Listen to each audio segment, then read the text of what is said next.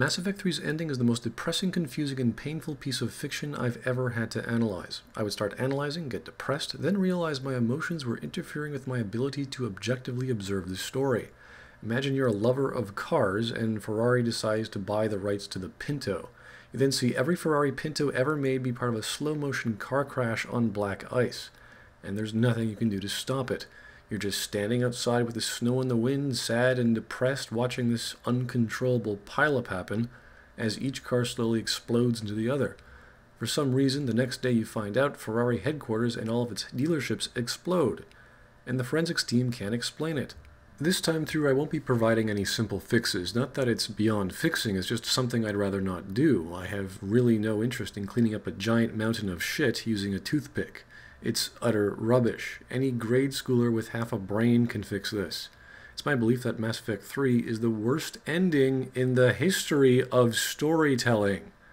It's not completely bad. It does resolve the plot, which is unfortunately broken before that, but everything an ending should be, like provide resolution, a denouement, an epilogue, resound the theme, provide closure on subplots and the characters, give these characters their moment to shine. All these things it should do, it fails at, doesn't care to, or does something completely ridiculous. The characters are destroyed by their own stupidity or ignorance, or completely out of character, the lore is toast, physics and metaphysics are called into question, things and objects are occurring without our understanding. It's unbelievably poorly put together. Or it's all one giant lie to tide over for the DLC. Either way, hack rush job crap writing junior, thy name is Mass Effect 3. Here's our effective mutilated storytelling score from before. Let's see how the ending fares. So, a Reaper comes down and then Anderson says, "We gotta move!" Yeah, who thinks this is a good idea? Desperation should never equal stupidity. We're facing a 2-kilometer tall Reaper. Now's a good time to start using all the canes and fleets we've got, and I don't think we need precision shots for something this tall. Just don't use any nuclear bomb-grade weapons and we're okay. But I'm also thinking, what does this remind me of? Oh yeah, committing suicide. I know they're trying to make it look like the trench run from Mass Effect 1, but in this case it's more like Omaha Beach. We also don't have any canes or fleets helping us, so how are we going to get past this? If Spider Reapers were tough, we can assume Sovereign classes are ridiculously difficult. Logically, we just need to amp up our Reaper stopping power, so 10 canes and all the fleets we got. That sounds reasonable, right? But the narrative doesn't do that. It just keeps reminding us we can't win conventionally. So how about unconventionally?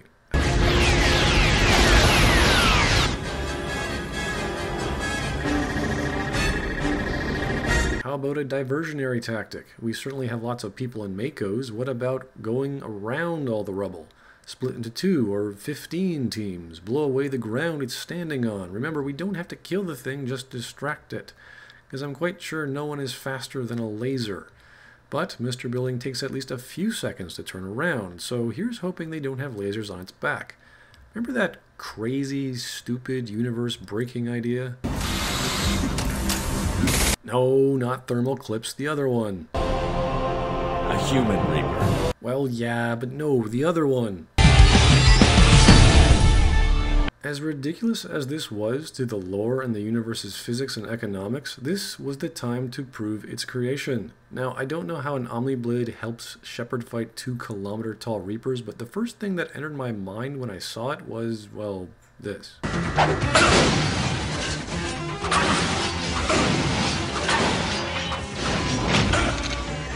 This one's for you! Steve! I'm alright! You sure? But I won't be picking you up. I gotta land this bird quick. Get safe. Why else would Shepard suddenly need wrist blades to fight sentient buildings if not to climb them or get into them? Although he doesn't seem to use them here. So we're not going to fight a Reaper that's supposedly Harbinger, our nemesis from Mass Effect 2, because that might involve too many Renegade QuickTime events and turn into some sort of Shadow of the Colossus meets God of War. Yeah, that would suck. Having one of those slow motion scenes where you have to aim and punch the crap out of Harbinger's stupid hull, or maybe you use our magical holographic wrist blade things. Yeah, let's not give any meaning to Mass Effect 2. Let's imagine it never happened. After all, we've already got one mysterious magical plot device waiting for us. So everyone runs like a chicken and the Reaper just shoots everything to death. Wow, who guessed that? And here I thought we could dodge lasers. Then the Reaper decides to give Shepard a laser explosion, because lasers do that. Didn't we just see people and Makos instantly get lasered and die? What is this? What is this laser effect? Why did the Reaper miss Shepard, and by a lot? What's with the weird red aura fade to white thing? Did Shepard die, and now the narrative is changing its style? So Shepard gets hit by an explosive laser something, whose aftermath seems to have put him closer to the explosion, and then their armor is all messed up. Where have I seen that before? An explosion caused by a laser causes Shepard to go toward the explosion, and their armor gets all messed up. Yeah, Mass Effect 3, stop referencing 2. So if this laser missed, and it was hitting the ground and causing an explosion, then why did Shepard's armor come off? Wouldn't Shepard just be pushed away by debris and heat? And if Shepard's armor melted, wouldn't they be dead and melting on the ground? Shepard's shields can't defend against heat or debris, so you have to ask, how did Shepard's armor, like on their back, and all their guns disintegrate? This is a very unique, specific kind of injury. I don't see how it's even conceivable, considering we all just saw the laser shoot through tanks. How does a Reaper laser equal limping, melted, armorless Shepard, as opposed to a burnt to a crisp corpse with a massive hole? I could have bought it if Shepard was touching the magical energy space elevator and then got blasted, but this result is completely weird. This is simply not what lasers do to things in the Mass Effect universe, as it showed multiple times, where objects and... wait a sec. Where did that Carnifex gun come from? Is this like the reoccurring Avenger assault rifle of Bitch Slap, or the Predator guns in cutscenes, and now you can use them? And what if you did carry your own Carnifex and modified it with a scope and extended barrel? What about the mods, and what happened to the guns on Shepard's back, or the SMG, or his own heavy weapon? Did they get destroyed with the armor too, and did the laser or heat from it go around Shepard's body? And if so, how did it not melt this gun on the ground, considering the Reaper was shooting the ground? You see, BioWare, you cannot simply have modifiable, functional, common objects appearing out of nowhere like the ground when you previously showed us a scene of a laser shooting the ground where magical, unknown, non-lethal explosions occurred.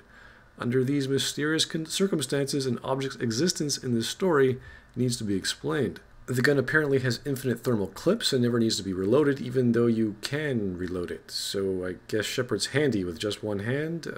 We also can't use our biotic or tech powers, let alone bring up the power wheel or use our hotkeys, because that wouldn't make any sense. Yeah. Oh, and our holographic Omniblade is gone too. Oh. So while we're limping around, we hear this. They're all gone. I'm not dead. What? Nothing. Here's your ninepence. I'm not dead. Here. Did we get anyone to the beam? Negative. Our entire force was decimated. Better. No, you're not. You'll be stone dead in a moment. Oh, I can't take him like that. It's against regulations. I don't want to go on the car. Oh, don't be such a baby. I can't take him. I feel fine. Well, do it, sir. It's too much. We need to regroup. Fall back to the buildings. Wow, great plan, Fish and Chips. Glad you thought of it now. You know, I think you would have done just fine without Anderson. Wait, how did you even survive? What happened to my teammates? Did the Reaper stop firing? Did Fish and Chips grow a brain and decide to retreat? So now the sentient building's gone, so if it's gone, what's the problem? Sounds like we could have hidden in cover and waited for the thing to leave. What, can't they see us now? Sure, it would be nice to play as Hawk or someone else and go and recover Shepard, or hell, why not just have Hawk run to the beam? Did anyone think of not rushing it and maybe just playing dead or hiding? Or how about sacrificing our automated Makos in that flying thing? I clearly remember seeing multiple Sovereign-class Reapers coming to London from orbit, so did they just stop and turn around? Did they get delayed or destroyed? No? And now we're in very, very dangerous storytelling waters. Shepard's struggling, which is good, as it shows Shepard's resolve, as they're trying to reach the beam. Moving is physically demanding and everything's slow and hazy. Things aren't very clear, and storytelling, it kinda needs clarity. The narrative style has changed. It's okay right now, since it's as a result of Shepard's shell shock, but things get even weirder very, very quickly. So we shoot some husks that were just chilling out before, and this guy comes out of frickin' nowhere.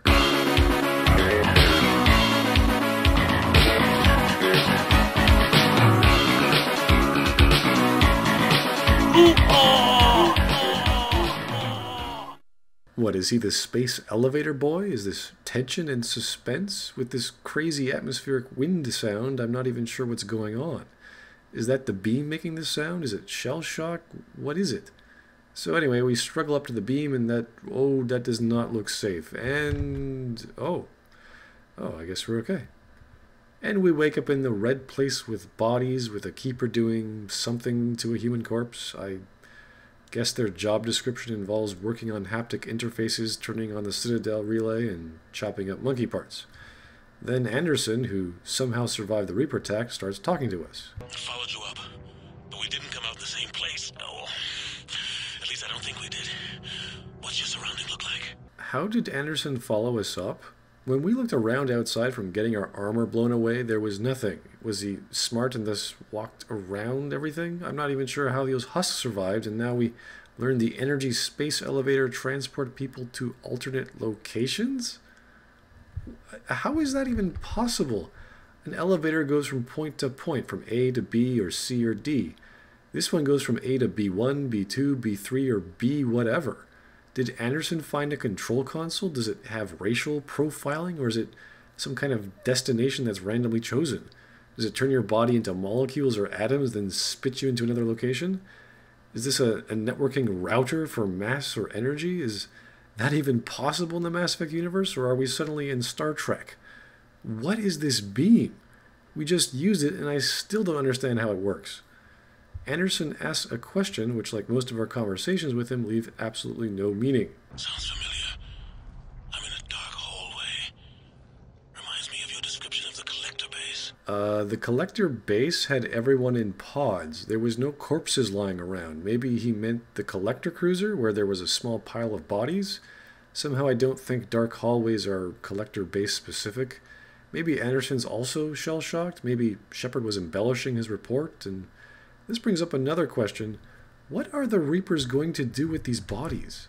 What's the plan? You see, the collectors were very specific. They had these pods, they had an entire base for making and melting humans down and pumping them into something. They had this huge cruiser for transporting people. They had tools and infrastructure. Now, if this is the Reaper method, and if the beam thing is any indication of technology the Reapers are using, meaning turning humans into molecules and atoms and beaming them to multiple locations, why would they beam them into a corridor to sit and rot? Why don't you just beam their molecules or bodies into a giant vat of other human liquids or atoms? And if you can break down and manipulate organic mass into molecules and potentially atoms, what the hell do you even need humans for? Just clone them. And if all you're doing is melting them down into liquid, well, cellular reproduction and heat is not as difficult as atomic physics. What was the point of Mass Effect 2? If Mass Effect 2 explained they needed a person's mind and memories, and that had to be part of the brain and body because of their experiences came through the body and they needed the entire body for that reason, okay, we have a reason to accept why they needed actual adult intelligent spacefaring bodies and not clone ones. But we never got that. We know in Mass Effect 2 they wanted humans to make a human Reaper. They had their own specific method, so why didn't the Reapers go find its remains of the human Reaper from Chrono Station, you know, that where it magically survived that massive explosion, and just keep building from it? That thing, they seemed intact, and sure, they forgot about that old 36-million-year-old Reaper, but today's plan is to make human ones, so that was just 6 months ago. Reapers think massively long-term, and apparently building the human Reaper was such a big deal, they had to start it before they even came to this galaxy. So the idea is they're going to make a human Reaper with all these corpses somehow, but there's no collector pods or a blending machine, and all they got is one keeper poking a corpse. What is the point of this room? There's really not too many bodies here, and what's the Reaper's plan going to be? How are they going to make a human Reaper? Why is there no technology here? What is going on?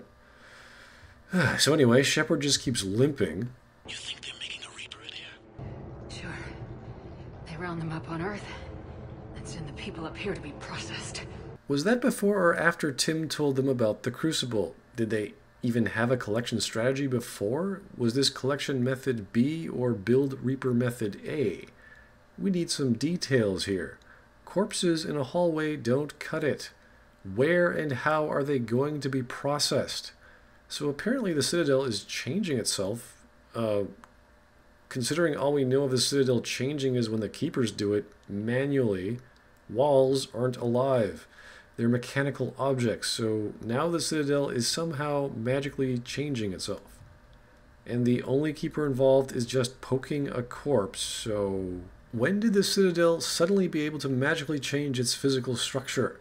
Much like the contrived idea of just finding the plans for the Crucible after 30 years and the single most important archaeological find of human history, I think scholars and scientists from thousands of years over would have discovered the Citadel's metaphysical properties, let alone the apparatus to turn it on an energy space elevator. We have no idea where we are, the metaphysical properties of the place we're in, which has now jumped the shark and become some other set of physics. We have no idea how we got here, how our companion got to where he is. The narrative is just gone. It's totally gone. The plot was already gone, and now the setting is gone. We're in La La Land.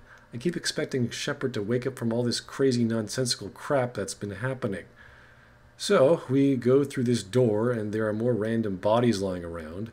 We see some kind of moving objects, which remind me of the Shadow Broker ship engines, and Anderson finds a control panel ahead of us.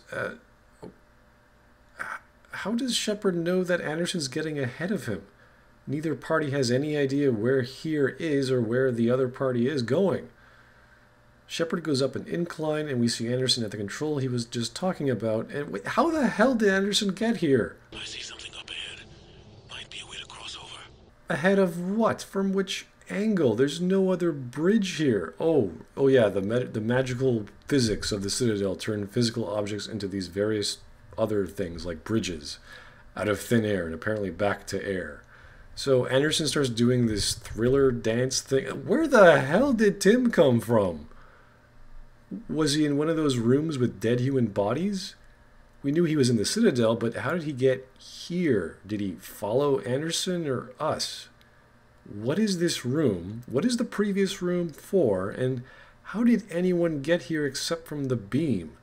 We know Tim didn't use it since he was already in the Citadel, like that Carnifex gun we just picked up. We cannot simply have metaphysical rooms whose only entry is a magical energy space elevator with multiple exits and somehow place multiple people in these rooms and exits and expect them to somehow wind up at the same magical destination.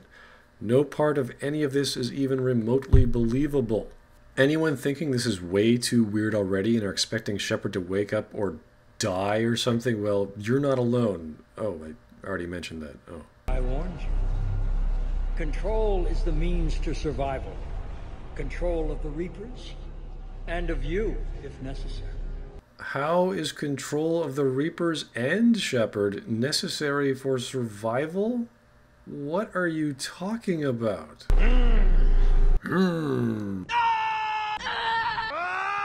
You sure? Steve! How is Tim able to control Shepard's and Anderson's motor functions? The Mass Effect universe has people called biotics who can manipulate gravity via Mass Effect fields.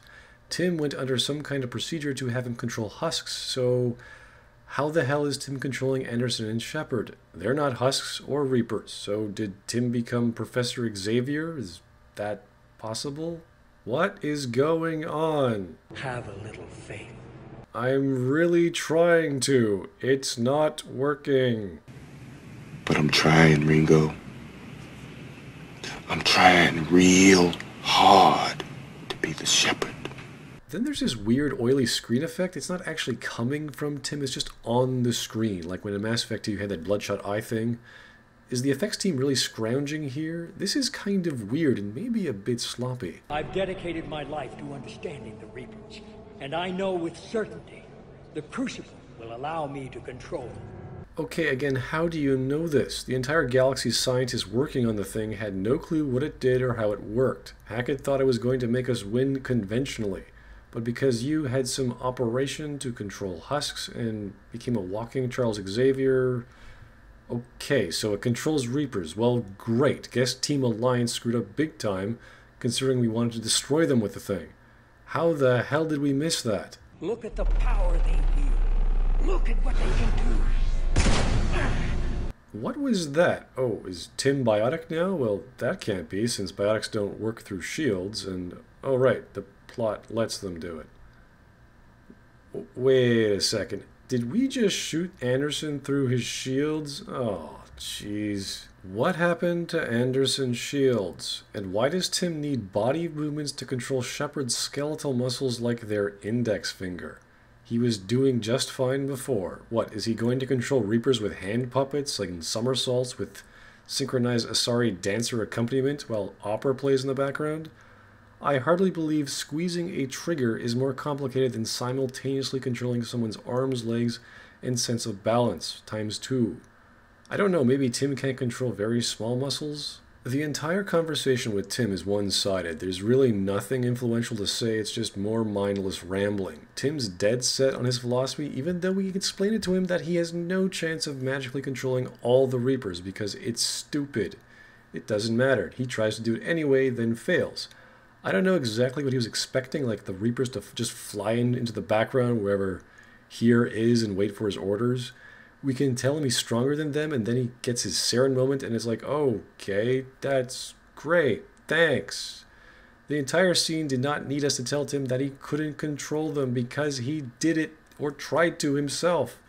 Alternate renegade options just have him shoot him, and that's just the same thing. Hey, Mass Effect 3, you just had this seemingly most brilliant mastermind of the galaxy turned into a power-hungry invalid whose downfall had nothing to do with us. The conversation we had didn't prove or coerce anything to Tim. He figured it out through trial and error. We couldn't influence it. Without us, Tim would have just tried controlling the Reapers anyway, failed, and either became their slave or killed himself. It's cool that Shepard's weak and he's struggling against that and we get some decent dialogue options, but that becomes pointless if nearly all of Shepard's motor functions are being suspended and our conversation points can't resolve or influence anything. There's no tension if there's no chance of Shepard breaking free, and if his argument means nothing, then what's the point? They're just a puppet that talks back. What would have been awesome if Shepard didn't shoot Anderson because he's so strong-willed, you know, trying to make Shepard plot integral through the pain he went through with the Prothean visions, the horror of his dreams, to resist things like indoctrination, the loss of his friends. No? How about just having a relevant protagonist then, or a guy who's been through a lot? Putting a gun in Shepard's hands makes their struggle less involved, and this one-sided conversation resolves itself. Of course you can screw it up and get yourself killed, but it's meaningless. Suffice to say, this is not the most successful way to kill off one of the better or previously less stupid characters of the story. So anyway, Shepard somehow passes all that amazing Reaper security encryption and with a few button presses opens the Citadel. I guess the people in the wards are still alive. Did the Reapers kill or blend them? I don't know, but it would be nice to know what happened to them. The arms are open and the Crucible sheds kilometers of spherical useless hull to reveal a giant microphone of questionable content. And wow, it's exactly the perfect shape, height, width, and orientation to line itself up with the Presidium part of the Citadel. Oh, well, I sure hope that's how it's supposed to be aligned, because, you know, we have no idea what this thing's going to do. It could be in backwards or sideways, or maybe it comes in from the opposite side, because if the plans of the Crucible were in pieces, maybe we missed one. No? Oh, okay, yeah, I didn't think so either. Yeah, that's cool. So Anderson gets his swan song, and it's all very touching, and they're both enjoying the view, and just to be clear, that's Earth, and we're seeing it from somewhere on the Citadel, and now I'm wondering, how can they even have this view? Is it glass, or one giant Mass Effect field? And wait, how is anyone existing in this room? Like breathing, walking, and standing with gravity? What is the point of it? I mean, in Mass Effect 1, the major control console for the station just so magically rose up from where the counselors have their meetings, so where's this? This makes me question where we are in relation to Earth and why we can't see the Crucible, but I guess we're just somehow along a very opened up version of the Presidium Tower? Well, if that's the case, wouldn't we then see the Citadel arms? Where are we? Anyway, so Anderson dies. Hackett's like, what the hell are you doing? Nothing's happening. And asks Shepard to go press a few buttons. Shepard crawls over with their bloody body along the floor, getting absolutely no blood on it, and then collapses. Wait a moment here. How did Hackett get a signal to the Citadel? Sure, we can assume Hackett and a few other people have Shepard's number, like Galactic Yellow Pages guy, but if Hackett can even get a signal to the Citadel, I'm sure he could have contacted the Citadel in general and asked any of the millions of people on it to open it. What was the point of building up the Citadel Defense Force EMS value, or whatever that thing was called, if they're not going to fight back? Clearly, they're still alive, and we can see the giant metropolis of lights moving. Of course, they didn't even know that Cerberus attacked the Presidium, but I think C-Sec and everyone else would notice that the Presidium stopped contact with everyone again, that the Citadel started, to close itself, and oh yeah, that it went through a mass relay and moved to a whole other freaking solar system. Once again, this completely contradicts Anderson's brilliant plan of having Hammer to charge the Citadel beam, but that's already been smashed to pieces. And boy, if you thought weird, unexplained dreamscape sequences were your thing, well, we're going into some serious rabbit holes now. It's Jabberwocky time. Cue what sounds like a Clint Mansell piece, and we get one of the stupidest, most painfully insane scenes ever. It's like some futuristic James Bond villain trap door, only it's an elevator. Apparently the operator of the console needed an elevator for this mysteriously impossible room to go to another even more mysteriously impossible room. And why it's using a floating elevator and not the magic space energy elevator, I don't know. Or, oh no, it's the Citadel using its magical metaphysical powers to remove a section of the floor to make an elevator. I know Mass Effect has been known for its elevators, but this is unbelievable. Magical floors might explain why it repels blood. It also acts as an intro to our second Deus Ex Machina device to resolve the first Deus Ex Machina device, which should then somehow resolve the plot. Instead of the bust of Zeus coming down on a rope to tell us what's what and resolve the plot, we just go up to see him. It also opens up the Citadel arms extremely wide, like some kind of space flower antenna. Dear Mass Effect 3, stop using Deus Ex Machina devices. One was way more than enough. So, first we have to ask, where are we? How did we get here in relation to where we were? Because I didn't see a specific room in the ceiling to go up to. What happened to the ceiling? Are we upside down? Is that the Crucible? Are we traveling up to the Presidium or down it? And what is that beam thing? Is that the energy space elevator again? Then this ghost child comes out of nowhere and tells us he's the catalyst. What does this remind me of? Let's see. Mass Effect 2 had the protagonist killed off in the first 10 minutes. Mass Effect 3 creates an antagonist in the last 10 minutes. Please stop referencing Mass Effect 2. No good can ever come of that.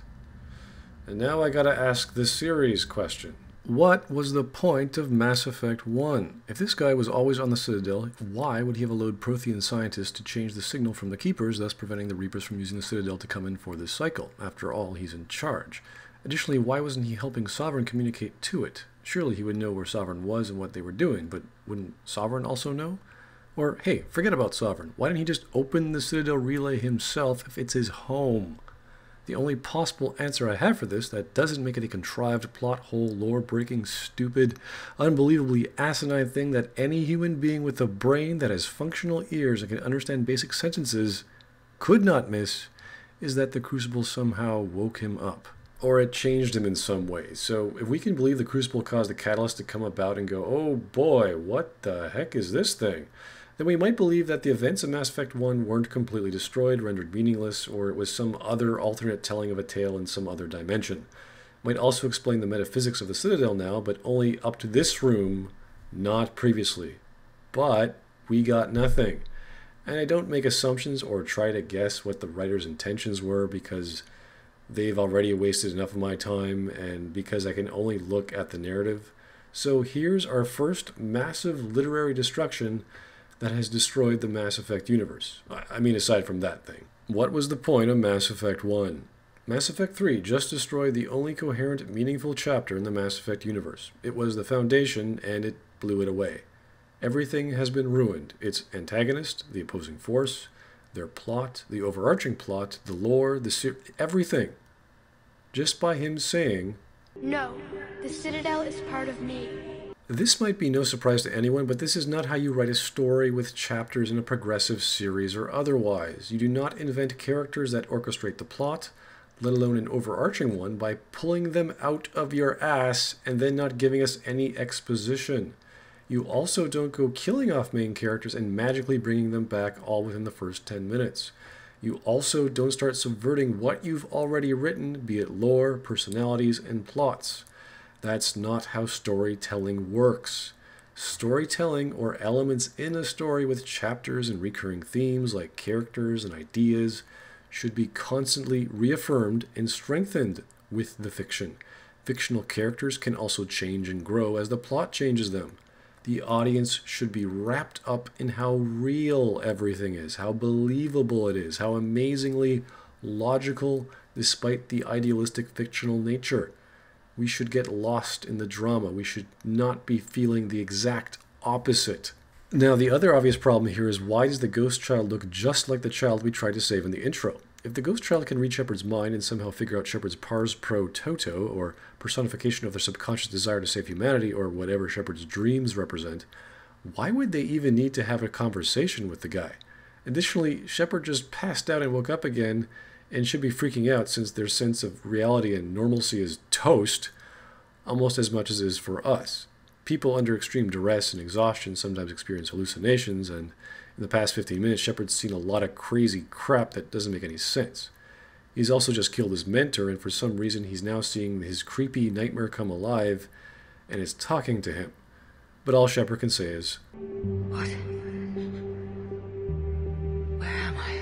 Now, that's not a bad question. In fact, there's quite a lot of questions we have, but Shepard has gone through a lot of trauma, like experiencing the death of an entire galaxy with his visions, let alone their own death and resurrection and military record. But where was the buildup from his dreams? What was the point of the dreams if there's no resolution or philosophical or personal contemplation and value of that? Were the dreams just there to show the player that Shepard cares, and maybe feeling guilty about Earth's future and not staying behind like an idiot? That was it? Well, duh. Thank you for an unfired Chekhov's gun. This kind of situation is ripe for all kinds of introspective exposition. Arguments with the self, where one's dreams become reality, where one has an internal struggle over a galactic choice they're about to make. But we never get any of that. This scene could have been very personal. Instead, it's nothing of the sort.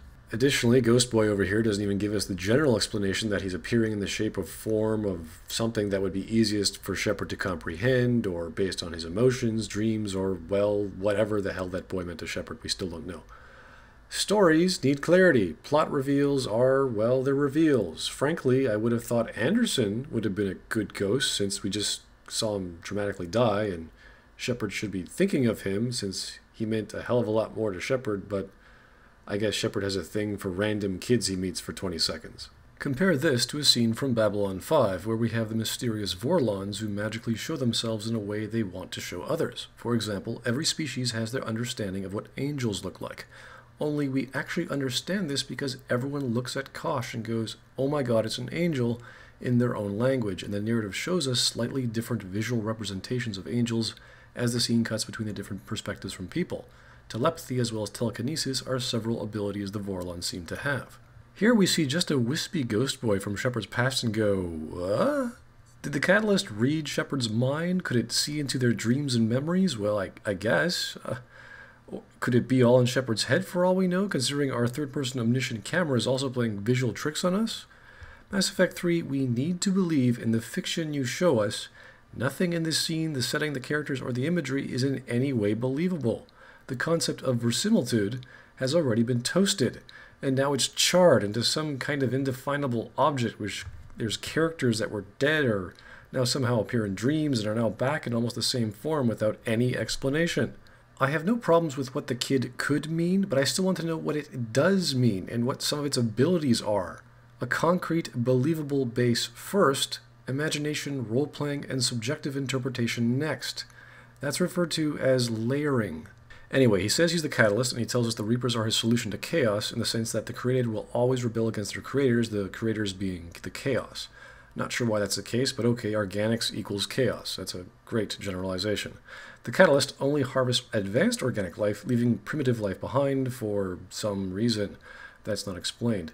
Maybe Reapers like their organic smarts before they start procreating? Well, at least they have some standards.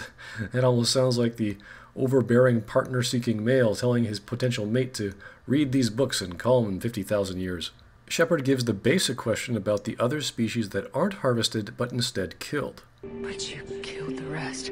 And the catalyst completely avoids the question and keeps talking about the ones they've harvested as opposed to other advanced species which are simply destroyed. He continues saying that he helped the harvested species ascend, so they'd allow other new life to exist by storing them in Reaper form. So the obvious question becomes, why does the catalyst via Reapers kill advanced organic life if they're not harvested? If the whole point of the Reapers is to save the creators, the chaos, from their created, well, you're not exactly saving them from anything, are you? Because you're just destroying them. But Shepard doesn't follow up with this obvious misdirection of the real question.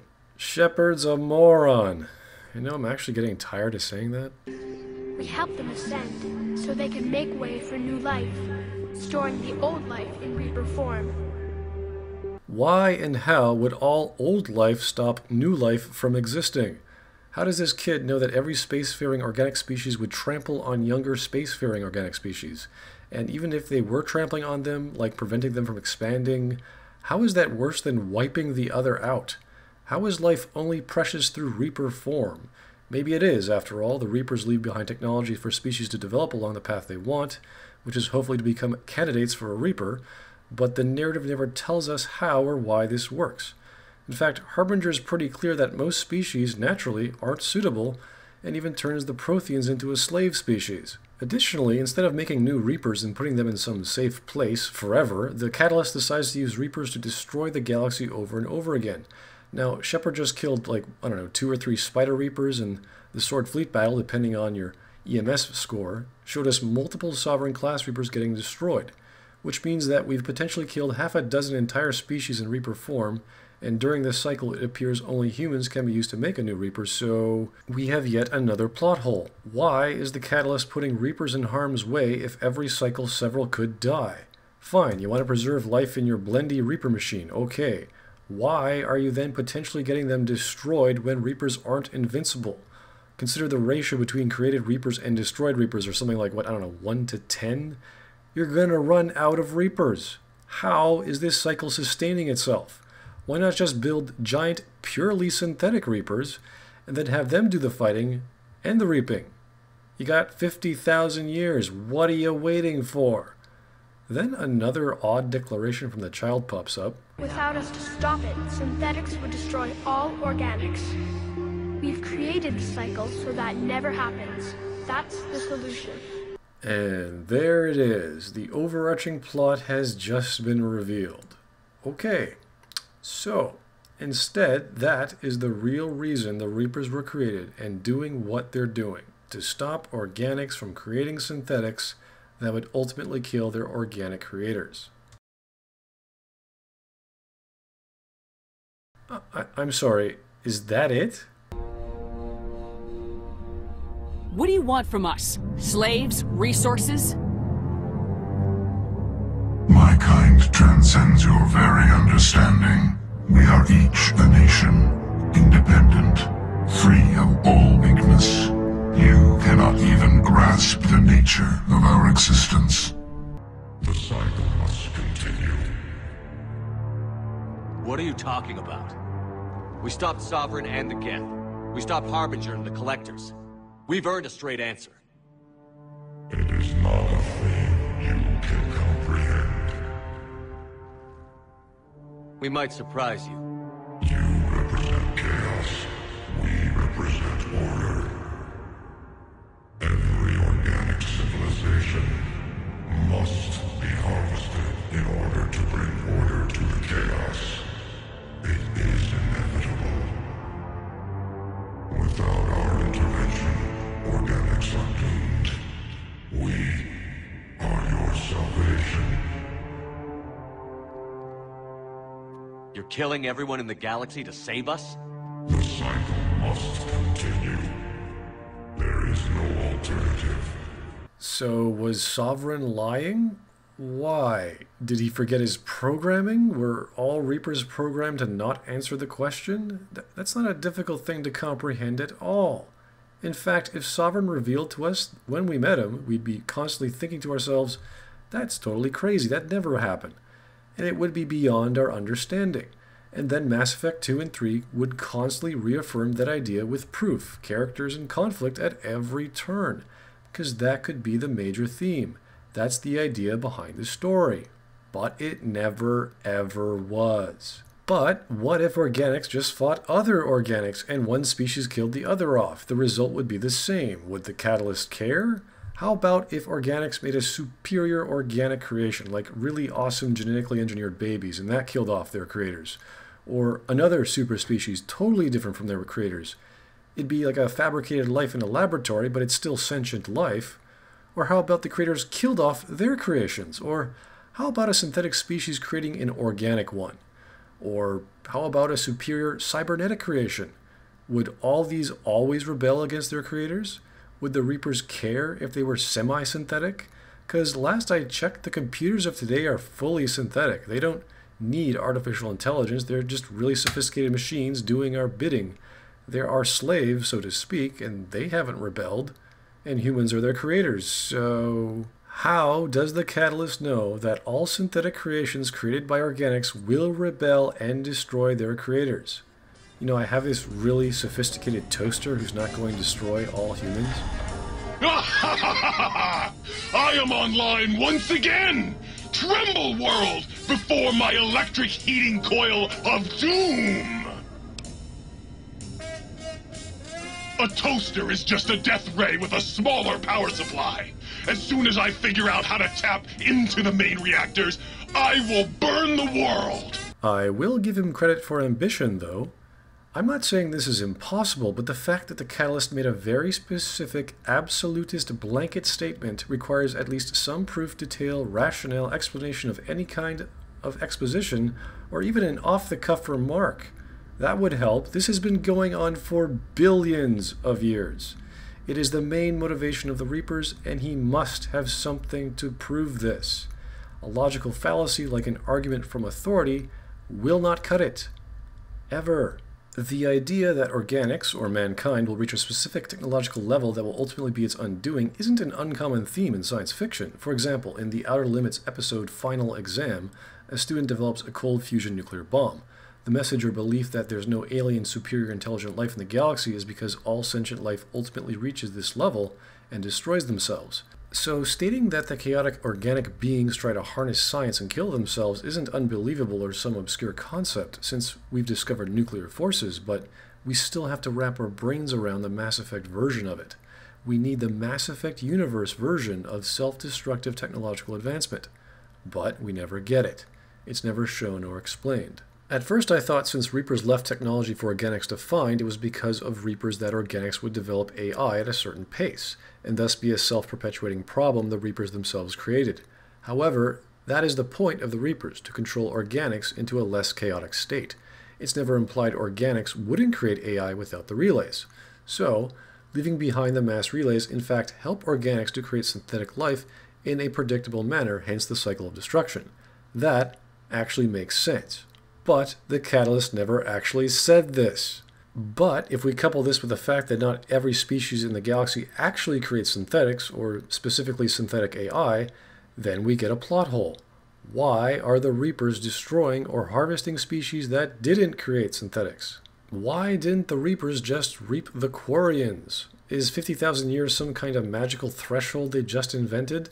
Are humans going to eventually create synthetics in another 100 or 1,000 years or so they're going to catch the problem early? So everyone in the entire galaxy must die or be reaped. What if one cycle there were no synthetics? And what if they find no organics that are suitable for being turned into Reapers? Do the Reapers go, oh well, we'll just wipe everything out anyway? If they don't preserve life in Reaper form, wouldn't the Reapers thus become the very same problem they themselves were trying out to fix? These are very serious questions the Catalyst has to answer or subvert somehow, or else his entire stupid generic one-size-fits-all solution, the Reaper plan, The billions of years it's been going on will be one galactic, genocidal, illogical, catastrophic fiasco. This idea is something a children's TV show handled better. You can't make me do this! You were designed to protect humans from mutants! That is not logical. Mutants are human. Therefore, humans must be protected from themselves. No! You misunderstood! Or should I say Stan Lee, the prolific comic book writer back in the 60s who created Master Mold. Now, if this was a malfunction of the Reapers screwing up logic like Master Mold, and the Crucible woke up the Catalyst and he's like, oh my goodness, what did the Reapers do while I was asleep for billions of years? I could probably get behind that. But that didn't happen. In fact, that would have solved most of the glaring plot holes.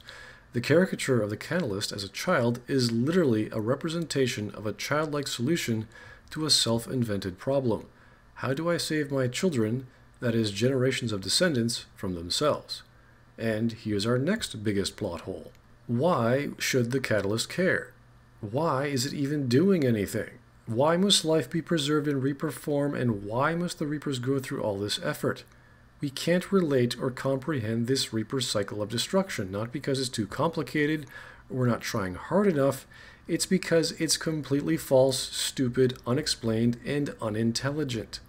The Mass Effect universe, or at least this cycle's version of synthetic life, has the Geth. It's a servant race who just wanted to serve their Quarian creators, not destroy them, because they were programmed to do so. The Quarians were the violent, destructive, fearful creators. The Geth, after fighting out of self-defense and preservation, and winning against their creators, just wanted to be left alone. They never wanted to destroy the Quarians, so instead of the Reapers protecting the Quarians from their synthetic creations, they helped the Geth? Not only in Mass Effect 3 by giving them Reaper upgrades, but back in Mass Effect 1. Sovereign just coerces the Geth to join him in destroying organics, and thus the heretic Geth came about, which completely contradicts the motive for reaping organics, which is to save and preserve them. If Sovereign never influenced the Geth in Mass Effect 1, the Geth or Quarians would eventually either talk to the other in peace, or the Quarians would just have them wiped out since they didn't have the Reaper upgrades. The most notable Mass Effect synthetic organic conflict, the war between the Geth and the Quarians, would have been averted and naturally resolved. The Quarians never needed to be saved from themselves. The entire subplot of the Quarian-Geth conflict proves that synthetics not only don't rebel against their creators, but that they won't destroy them. They only came close to destroying the Quarians as a result of Reaper involvement. Organics and synthetics don't have to destroy each other. The battle for Rannoch disproves your assertion. And the narrative is telling us otherwise. The Quarians didn't need your help. In fact, you exacerbated the conflict. But wait, there's more. Harbinger can't harvest Quarians. Quarian. Considered due to cybernetic augmentation. Weakened immune system too debilitating. In Mass Effect 2, we learned through listening to various ramblings by the flying spaghetti monster of stupid, and God help my mind while I listen to that crap, that Reapers can't reap Quarians. So, if you can't save the creators from their created, you end up helping the created kill the creators. Again, contradicting the plot. If you determine you can't preserve them in Reaper form and you want to save species from themselves and they're going to ultimately be destroyed by their synthetics because you're the all-knowing catalyst, well, why are the Reapers bothering to kill them off? They aren't going to subjugate other species, they're too busy trying to stay alive. Why not give them the benefit of the doubt and see if they can survive? That's the goal, right? Survival, preservation of life. Considering the Quarians are cybernetic, just like the Reapers are cybernetic, with obvious differences, who are the Reapers to deny a cybernetic species the right for self-preservation? Hell, they're riding around in ships just like the Reapers, contained in their own sealed spacesuits. Minus the whole weakened immune system bit, they seem to be okay. What's your damned problem? Because it has nothing to do with saving them from themselves. If they can't save themselves, then boom, their synthetic children just did your job for you. The Reapers can then utterly destroy any synthetic race instantly because they're super smart, superior computers and can do that. Now, again, if the Catalyst didn't have control over the Reapers and the Reapers were doing their own thing, That would be a hell of an ironic twist. The Catalyst, being the creator, creates a flawed creation, the Reaper, who is supposed to help preserve life, but instead destroys it 99.99% of the time. Somehow, I don't think that was the original plan, but it seems the Catalyst isn't aware of this. But wait, there's more! The conflict between the Quarians and the Geth was resolved by Shepard, a cybernetic. Whether peace with the Quarians and Geth was achieved and thus again proving the Catalyst wrong, or Shepard chose one or the other, this proves that the created did not destroy the creator. Shepard either saved the creators, or saved the created, or both. The Geth did not have control. Shepard did. Thus, organics, or rather one cybernetic, can prevail over synthetics, and/or organics and cybernetics. You'd think the Reapers would appreciate a cybernetic ant making galaxy-wide decisions like them, but in reality it has nothing to do with who's superior, or who created who, or who's organic, a cyborg, or synthetic. It has to do with the situation. Plot resolution, giving others what they want. You can replace the Geth with Solarians or any other species that's organic or synthetic, and the problem would be exactly the same. They just wouldn't be one organic and one synthetic species fighting. They'd just be two forces, fighting each other regardless of their species, and no one would end up wanting to eradicate the other, because no one wants to, only the Reapers want to. Let's not forget the Geth are isolationists. Mind you, they're kind of like occupying conquerors, but they're pretty confused about their organic creators in general, and their goal, aside from actualizing their potential, is to understand organics, not to eliminate them. Compare this to the Krogan and Rachni wars. The Krogan apparently eradicated the Rachni, but they're still around. So if synthetics didn't want to eradicate organics, and organics can't eradicate each other, then aside from pointless conflict, why are there even Reapers? This cycle doesn't seem very adept at genocide, or maybe that's the point. Reapers were created to properly eradicate species. But why? But wait, there's more! Then we have Edie, who's busy trying to find her humanity and doesn't want to kill anyone, which also happened to be the AI we stopped on the moon. Then there was that AI doing business transactions or gambling or whatever that wanted to escape the Citadel we stopped. The malfunctioning VI in that space station and other subplots in Mass Effect 2 that we stopped. And then the stupidest DLC of them all, Overlord, which created an insane man-machine Geth-human hybrid entity thing we stopped from doing some technological Armageddon. All of these synthetic problems were resolved. No AI successfully posed a threat to its creators. It never happened. We weren't busy flirting with Asari for 30 years and then magically the Borg came out of nowhere and assimilated everyone. In fact, that's closer to what the Reapers do. So Shepard can blow away Catalyst Boy with so much evidence and argument it's not even funny. But you're taking away our future. Without future, we have no hope. Without hope, we might as well be machines, programmed to do what we're told. You have hope, more than you think. The fact that you were standing here, the first organic ever, proves it. Hope. Yeah, sure. Emotions, they're great. Can we get back to the topic of perpetual galactic genocide? Shepard, can you please tell him how wrong the kid is? The fact that Shepard's here is because Zeus Boy decided to create an elevator to have yet another one-sided conversation. Can we at least get Shepard his moment to shine? But it also proves my solution won't work anymore. If the solution won't work anymore, then why are you asking Shepard for assistance in making one of three choices? Why couldn't you use your superior intellect to just make the most logical, efficient one, now that the Crucible has changed you? The fact Shepard's a floor beneath you doesn't change your plan one bit. Yeah, here's an idea. Tell me where your hard drive is so I can format it. What solution? There is no problem. All Shepard has to do is explain it in simple terms. That the Reapers are the problem and they created the conflict. The Geth were never a problem. Shepard has first-hand knowledge of how wrong this self-perpetuating cycle of galactic genocide is on false pretenses. Our synthetics, or cybernetics, or whatever we make won't kill us all. There's no evidence. Maybe in previous cycles, but not this one, and you haven't given us any. All Shepard has to do is explain it. And even if they ultimately will, I think we'd rather take our chances than face these Reaper guys. The Crucible changed me, created new possibilities. but I can't make them happen. Oh great, so not even the godchild knows what the hell this thing does. That's great. Wait, how does the network mental power of billion-year-old cyborgs not understand nearly every piece of technology that could ever be? But inferior chaotic organic scientists, in their dying moments and random desperations from multiple cycles, discover and can add to this insane hodgepodge of patchwork construction that don't even know what it does, can create something the Catalyst and Reapers couldn't come up with, even though it requires the Catalyst to operate? What? I know you've thought about destroying us. So you and the Reapers are a large red canister.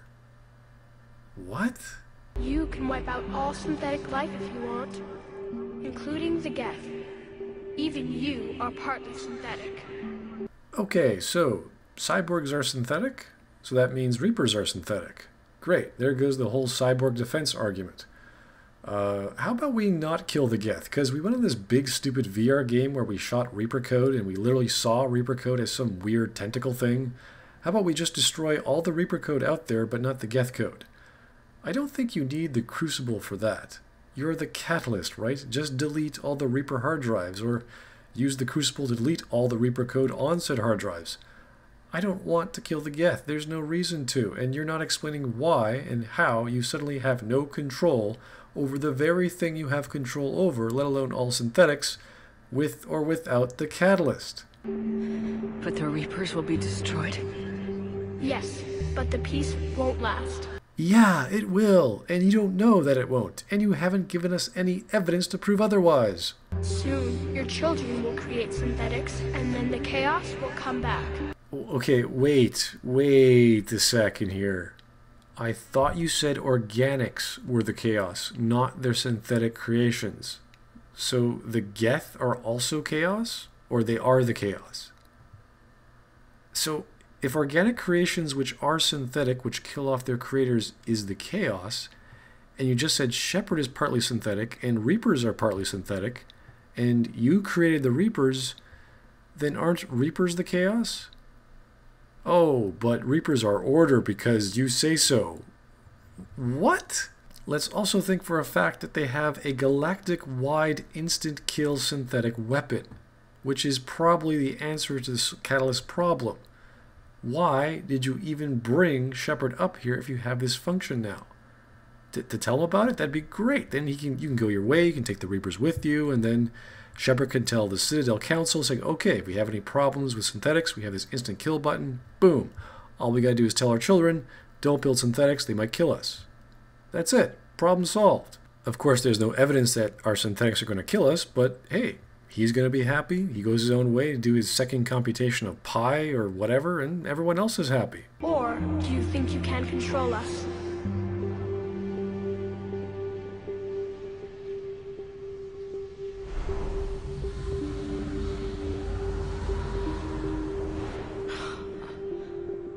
So the elusive man was right after all. Okay, wait. Who is seeing these images? Is the kid showing this to Shepard directly into their brain? Is Shepard envisioning this, or was the kid creating that image in reality for Shepard to see? What exactly is going on here? Is Shepard hallucinating?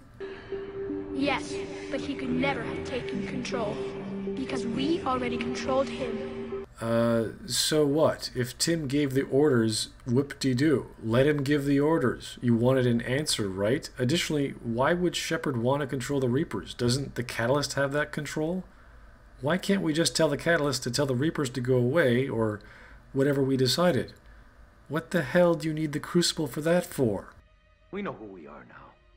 We can find our own way between order and chaos. You can kill us, one by one, and those who follow us. And those who follow them, on and on, every race, every planet, until there's no one left to kill. You will have failed as Guardians, and you will be alone. It's over because we've decided it's over. Now get the hell out of our galaxy, both of you. As a writer, if you wanted an ending where you have this big, important conversation with the powers that be on a galactic scale, well, you gotta have some kind of conflict of ideology. Babylon 5, its resolution to the Vorlons and the Shadows, take it or leave it, did it properly. We knew exactly what all parties were trying to do. They had two very distinct, clear, intelligent ideologies. These ideologies determined their entire species over the ages. They provided universal questions that resound within us. They make us contemplate what it means to be alive. Who are we, and what do we want? Control versus conflict. Order versus chaos.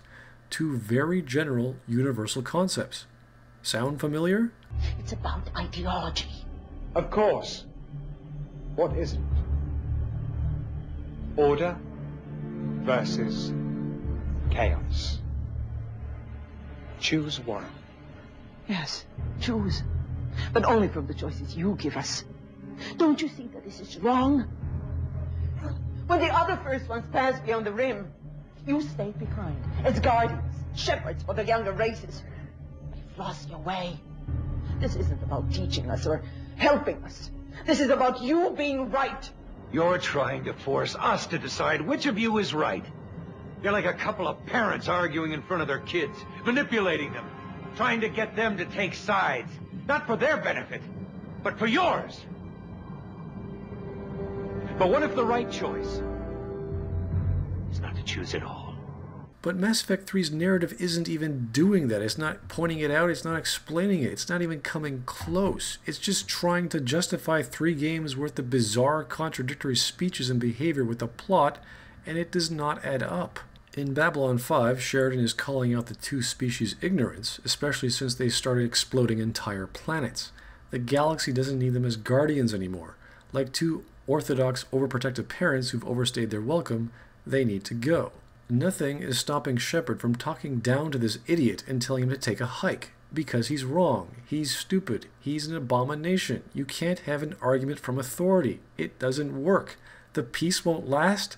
Okay, prove it. You wanted Shepard's opinion? Here it is. Shut the hell up or get the hell out of our galaxy. I don't see why the story couldn't involve basic, argumentative dialogue with proper choices for Shepard that we know he could pull off. What was stopping Shepard from telling the Catalyst to control the Reapers? You will die. You will control us, but you will lose everything you have. But the Reapers will obey me? Yes. We don't want to control the Reapers. We want them to go away. Shepard, tell them to go away, or tell the Catalyst to make them go away. What's the difference? We just talked Tim into killing himself, or we shot him dead because he couldn't control the Reapers. Why would any Shepard ever want to try this option, especially with the nonsensical showcase the story just showed us? There is another solution. Yeah? Synthesis. And that is?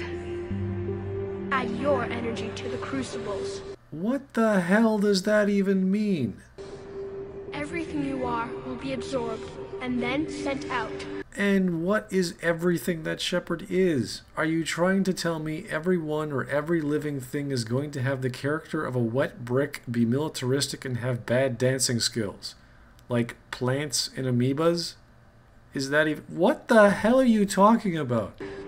The chain reaction will combine all synthetic and organic life into a new framework. A new DNA. That is the stupidest thing I have... That's not how genetics work. Genes are not blueprints. If you can combine all synthetic life and organic life, how does this plus this equals new... What the hell is he talking about? So everything... Okay, so everything Shepard is going to somehow create new DNA into beings that have their own DNA and synthetic beings that don't. Okay, you can turn all organic life into cyborgs and all non-organic life into cyborgs. A chain reaction where you gain, I don't know, maybe a nano CPU next to your cells because, I don't know, maybe bacteria out there would like some microchips. Maybe a nice nano USB port to share songs of the cytoplasm. And I guess all the computers get some big fleshy parts to their transistors. Now, a writer can come up with some crazy, insane ideas however they want, and I don't think you're going to get any child who just learned English to understand what you're talking about unless you explain it. You want to do something crazy? Great, that's cool. Just show us and explain it so it's believable, clearly, properly. And if you're going to include science, do your homework. Because there's a lot of people who knew basic science and are just can't believe that this actually got produced. I mean, it's just impossible. The greater the idea, the greater the explanation you have to have for that. Ditto with the complexity. The concept of fusing all types of current life into some new cybernetic form is... So, it sounds like we have the option of having an explosive, impossibly, ludicrously insane version of what Saren wanted. Great. I know Mass Effect 2 trampled on Mass Effect 1 or just neglected it, but now you're just... Oh, come on. Never mind counting the sharks that have just broken the records in long jump, high jump, and eating my brain events, there's the whole ethical implication of galactic genetic revolutionary cyborg convert all life into new lifeform-ism-ish.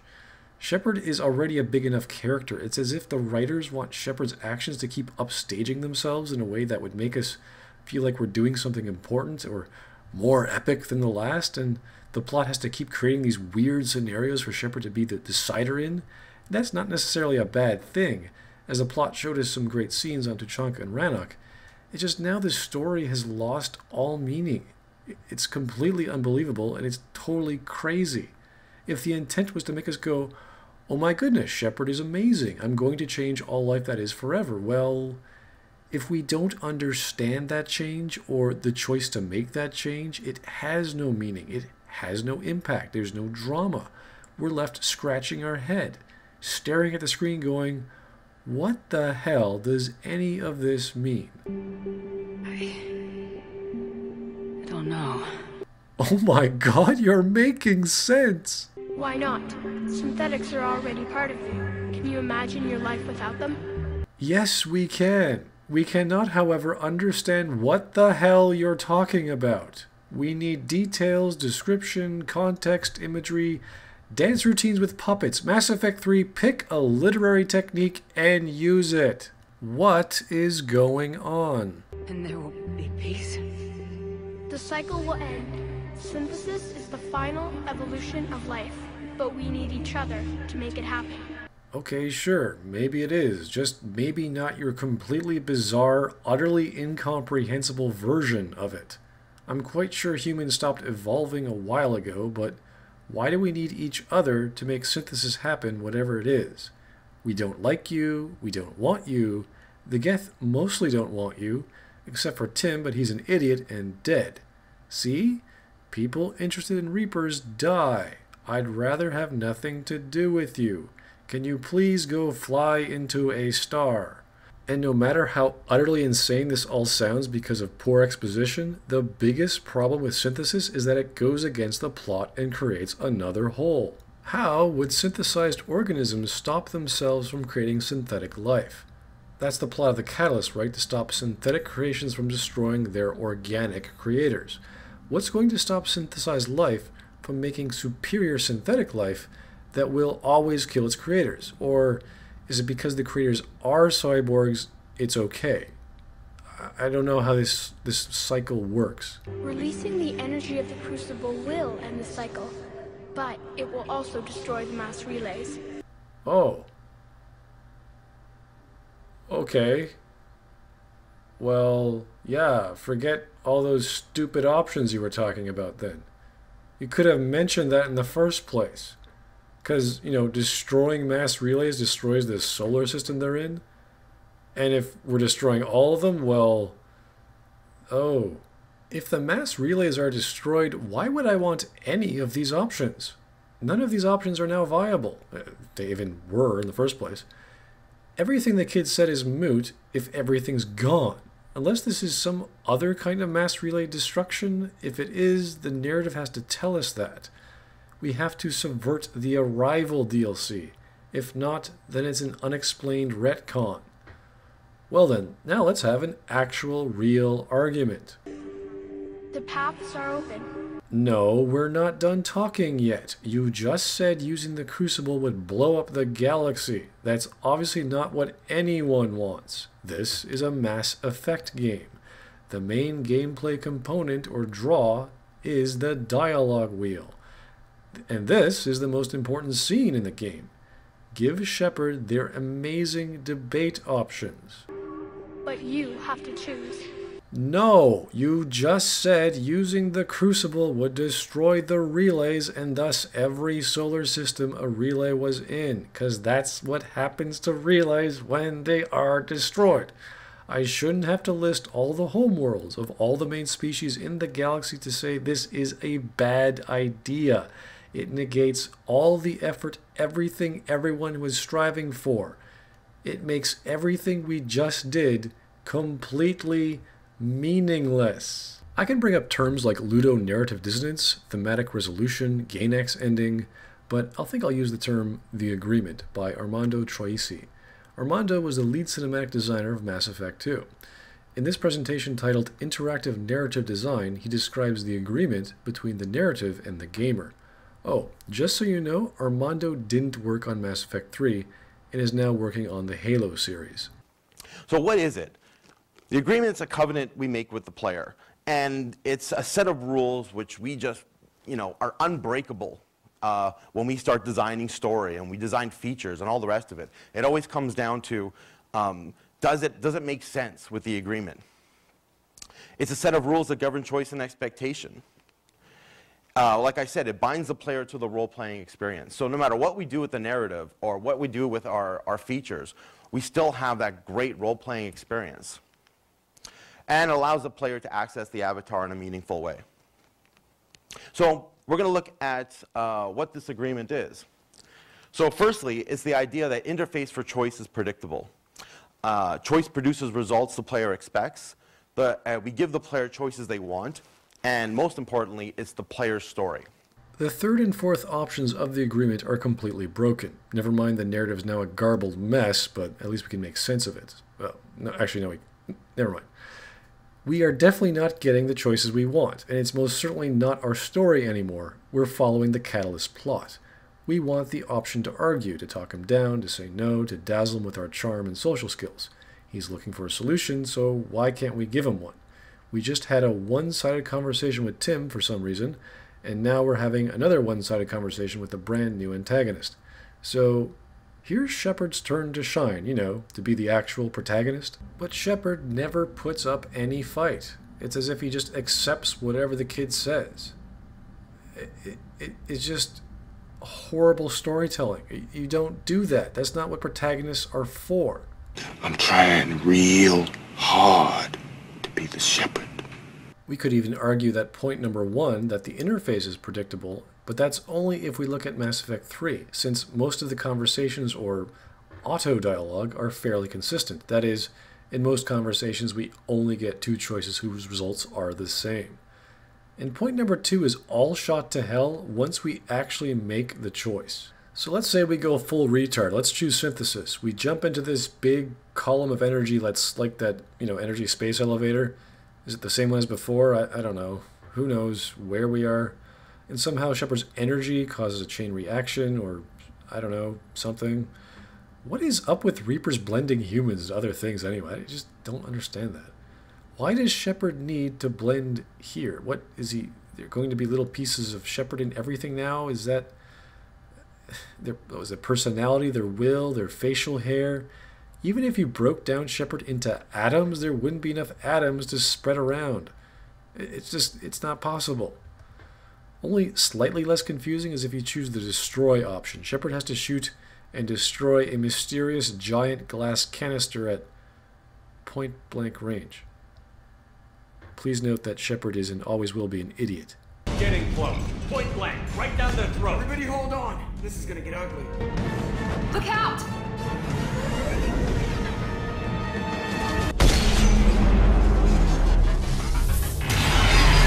This also seems to cause the chain reaction. Yeah, that makes sense. And the control ending involves Shepard closing the spark gap of two electrodes and having him slowly disintegrate instead of instantly frying him to a crisp. because, you know, electrons kind of do that. You know, I think we had a better version of the man-machine interface that didn't involve such drastic, slow, painful measures. Couldn't we borrow the Geth's VR machine again?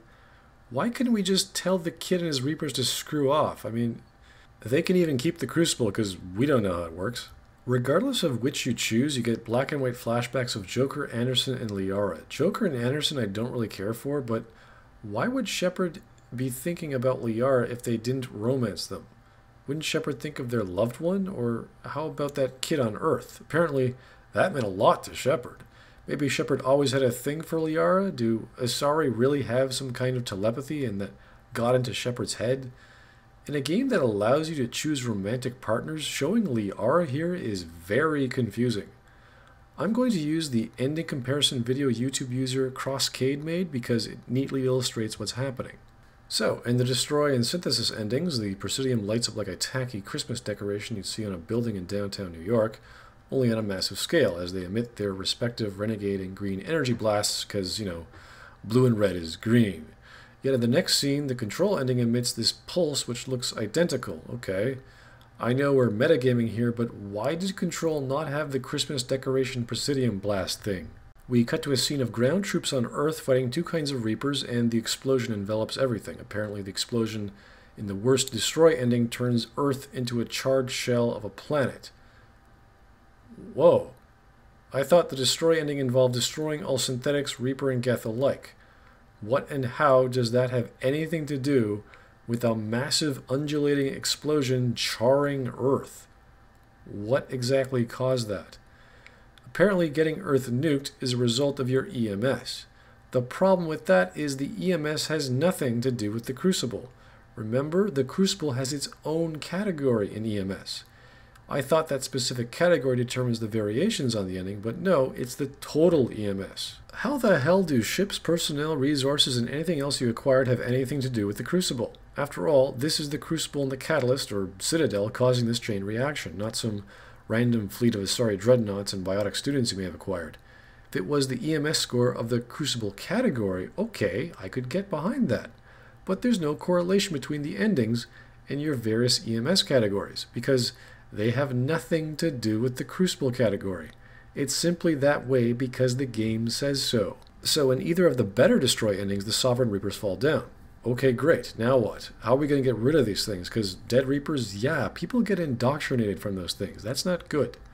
Now the entire planet is covered in them, and they're going to slowly indoctrinate everyone that gets near to it for extended periods of time.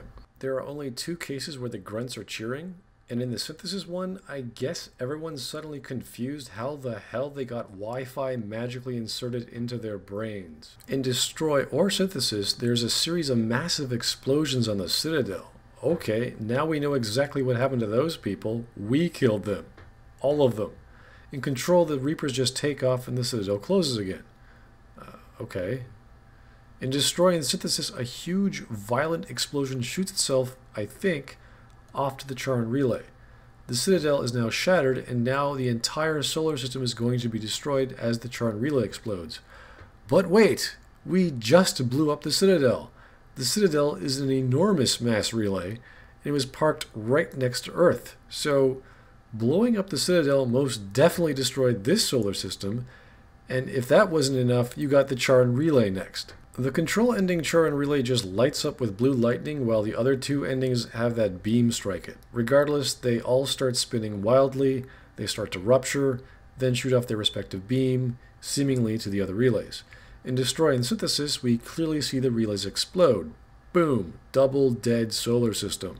In Control, it looked like the Charn Relay was about to rupture, but then the screen went blank. So, did the Charn Relay in Control explode or not? What was the big deal here? Because if it didn't explode, the kid was lying, and the solar system wasn't destroyed since the Citadel in Control wasn't destroyed. This is kind of important since everything in the Sol system is now gone in the other 2 endings. That's right. It didn't matter whether the Citadel exploded and caused the Earth to get charred or not, but if the Charn Relay exploded, then everything up to this point in the Sol system has been pointless. So what was the point of the Catalyst and its choices if every relay system was destroyed? And then we get another shining example of BioWare's comprehension of physics. Now, I want you to take a step back. and I want you to look at this scene. This is a picture of the Milky Way. It's not a simulation, it's not the galaxy map. This is a real-time view of the Milky Way galaxy, ours. We measure the distance of parts of a galaxy in kilo light years. The Milky Way is about 100 to 120 kilo light years. What that means is from this perspective, we are seeing the light from explosions of something that occurred in the past. The distance between the galaxy and this point of view is roughly 50 to 150 kilo light years. So that's roughly 100,000 years in the past, or rather seeing the galaxy from the distance is 100,000 years in the future. Now, you might be thinking, but mass relays allow things to travel at extreme speeds. Well, yes, they do, in massless corridors. If there's no mass, or atoms, there can be no light. Thus, in order for us to see anything, there must be mass. If there's mass, there has to be some kind of atoms and energy, and electrons jumping up energy states to produce photons. Those photons, traveling at the speed of light, hit other objects, reflect, then enter our eyes, and voila, we see things.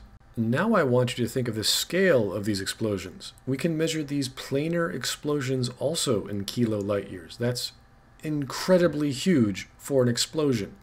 That amount of energy and mass traveling at faster than light speeds as it exits the mass corridor, let's be fair and say at least 1 kilo light year in diameter, would annihilate anything in its path.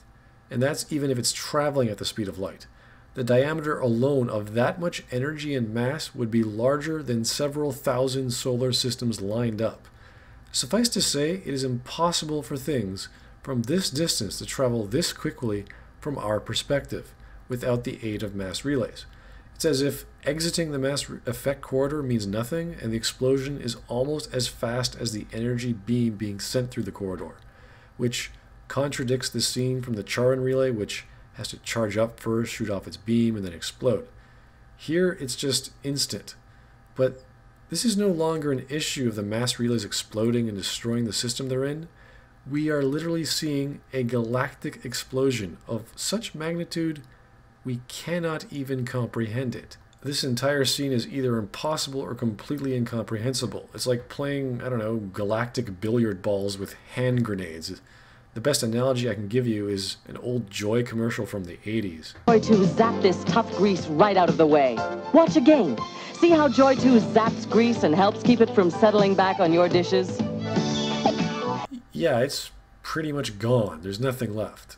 Then Joker's wildly flying the ship. He must be in the Mass Effect corridor because you can't exactly go left and right at light speed. For some reason, in Destroy and Synthesis, he looks behind him. I don't know why. The Normandy's wings or engines get destroyed. I don't know how he expects to outrun a Mass Effect corridor energy blast since he's flying the ship toward a mass relay, but okay, he's instinctively fleeing. And then the Normandy magically winds up on a garden planet that didn't get annihilated by galactic-scale explosions. I can try and figure out what possible planet this might be, but there's really no value to doing that. It's... Oh, his skin is shimmering green. Okay. Wait, wasn't the tree also shimmering green? Edie isn't shimmering green. Why not? Oh, and Liara is blue. Wait, Liara? How the hell did our squad mate get on the Normandy? I thought she died in so many ways. Maybe my two teammates had the good sense to run away before the Reaper laser, and then we stupidly charged the energy space elevator, but that means somehow Liara, or whomever, got into a shuttle, safely flew back into space, somehow safely found the Normandy, which had rejoined Swordfleet to fight Reapers in orbit. Why would she do that? How did she do that? And then we get an epilogue that is so out of place, so out of context. I don't even understand what it's saying, what is going on, who these people are. It adds nothing, it clarifies nothing, it's just insulting. That's not what an epilogue is for. It's supposed to show us what life is like after the resolution of a plot. It's not here to show us a goddamn forest. It's just this old guy who sounds really creepy and this other kid, and I could have sworn that's the kid's voice actor is the same as the Catalyst. It's like, oh, did the Catalyst put a little piece of himself in the Synthesis ending? Ugh. Well, no, this could also happen in the other endings too, so I don't know. And of course, if you choose the destroy ending and got high enough EMS, you get a picture of someone with an N7 dog tag and hailing. Okay, who's this? That's not Shepard, because these are Shepard's dog tags. I am getting so tired of Shepard putting the N7 logo on every goddamn thing he finds. But this logo seems to be engraved onto the metal. That's not a sticker. Did he order his own personally engraved one? Was the one Anderson gave him simply not good enough? So who is this N7 person, and what do they have to do with anything? There's only 4 possibilities we know of: Anderson, Shepard, Kai Lang, and Captain Riley. And if this is Shepard, how did they survive anything on the Citadel if it exploded violently? What, did they crash down into Earth? Where is this? If Shepard is on Earth and everything has been all a dream, up to the Reaper laser blast, then everything we just saw was one giant waste of time, much like the entire Mass Effect series. This could now be called a Gainax ending followed by a Sopranos ending. That means there was no plot resolution. The story just ends. The dev team was pressed for time, so they made up some bullshit to drive everyone nuts. The question becomes, why does this happen only in the destroy ending? And that is as far as I'm taking that. Another question that nags me to no end, though, is what the hell happened to Dark Energy? I know Mass Effect 2 was pointless, but what did Dark Energy have to do with anything? Congratulations, Mass Effect 3. Just like Shepard's dreams, you just turned foreshadowing into yet another unfired Chekhov's gun. Another unfired Chekhov's gun was Liara's special project. The most poignant, meaningful, sentimental, dynamic scene in the entire series was Liara's vigil. That's right, if I am to think highly of Mass Effect after all this, it's this one scene with Liara, Shepard, and Glyph. This scene had everything we could ever want. A reference to your choice having a military record, your psych profile, your Paragon Renegade score, even your character class. It showed Liara in her role as a supporting character and as a friend. It mirrored the most important scene of Mass Effect 1, which was the Vigil reveal, and the biggest questionable reveal in Mass Effect 3, the Crucible. It neatly connected what we've learned from the overarching plot for Mass Effect 1 and Mass Effect 3, and nothing from Mass Effect 2 because that's a waste of goddamn time, that records were kept from previous cycles, and should the worst come to pass, Liara would be keeping that tradition. We've given the choice of how history should remember us, at least from Liara's perspective. It showcases Liara as an intelligent, concerned, and contemplative friend, using her skills as an archaeologist to make a digital time capsule to help the next organics without having us think poorly of their communication skills as the Protheans might have. So where was this in the epilogue? If Shepard failed, why wasn't this a possible ending? Do writers even know what foreshadowing is? Oh, right, you guys were pressed for time. This would have been the most sentimental, touching, bad ending ever, and if I got it, I'd go out and buy Mass Effect 1 all over again on the PC just to make sure my future playthroughs never got this.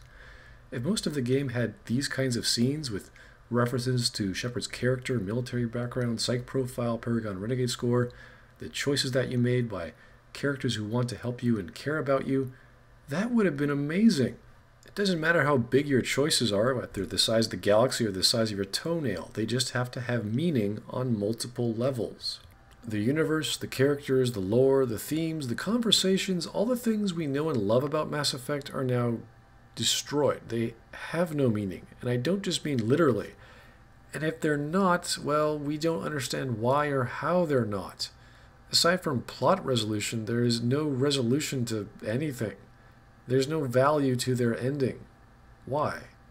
Because the galaxy has exploded except for the parts that didn't? And apparently there's going to be a DLC to explain this. This is good because the story desperately needs a denouement or an epilogue, and I'm quite sure the creators didn't want the galaxy to explode. One can only hope clarity and exposition are the name of the game here, because no one has any idea what's going on. If this DLC turns out to be an "it was all a dream" concept, which seems to be the only logical understanding we have of things, hoping that it's all a lie, another massive problem arises. It's crap storytelling. "It was all a dream" is the #1 indicator something is crap storytelling. Now you can do it properly with proper setup, but Mass Effect 3 didn't even set up or instigate anything of the sort. You do not lie to the audience for any extended periods of time unless you know what you're doing and you're going to have an amazingly detailed plot reveal. This would just reconfirm what we've already discovered ourselves since Mass Effect 2, that the Mass Effect series wasn't planned out. It isn't a 3-part series. They were winging it. They were always winging it. They lied to us. And for the third game, we know they were rushing it out the door. The overarching bookend of destruction didn't start with the intro to Mass Effect 3, it started with the intro to Mass Effect 2. That's right, those two games successfully destroy the overarching plot and thus the entire series.